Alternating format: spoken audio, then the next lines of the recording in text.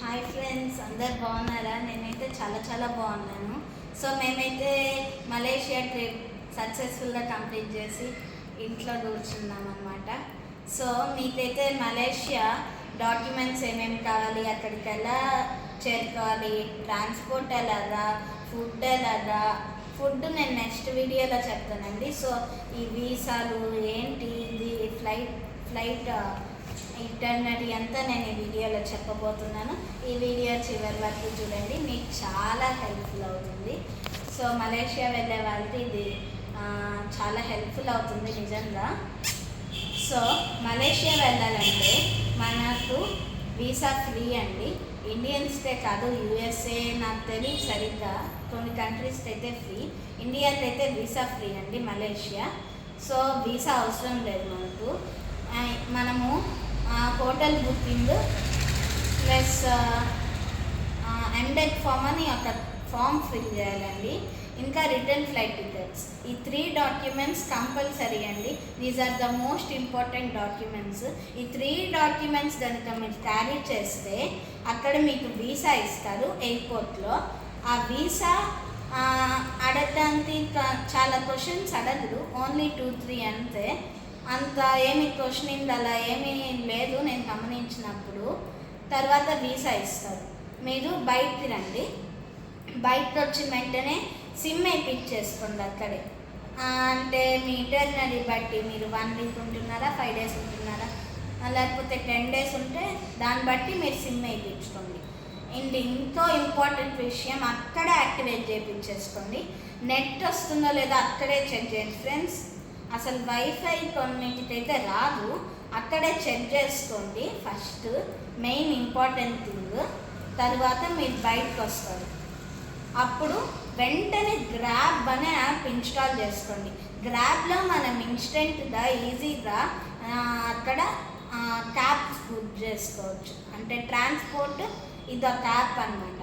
గ్రాబ్లో మీరు బుక్ చేసుకోండి ఒక కారు, మీకు నచ్చింది ఇన్నోవా, అది ఎంత చూపిస్తుంది, మీకు నచ్చింది చేసుకోండి.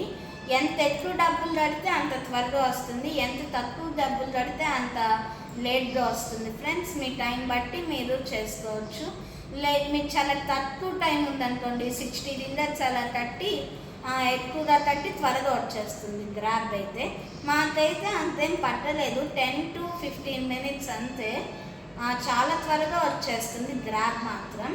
సో అదే ఆ యాప్లోనే డేట్ అది క్లియర్గా చూపిస్తుంది, ఇన్ఫర్మేషన్ మొత్తము ఆ యాప్లోనే ఇస్తుంది. డేట్ నెంబరు, కార్ నెంబర్ ఏంటి, కార్ కలర్ ఏంటి మొత్తం చూపిస్తుంది.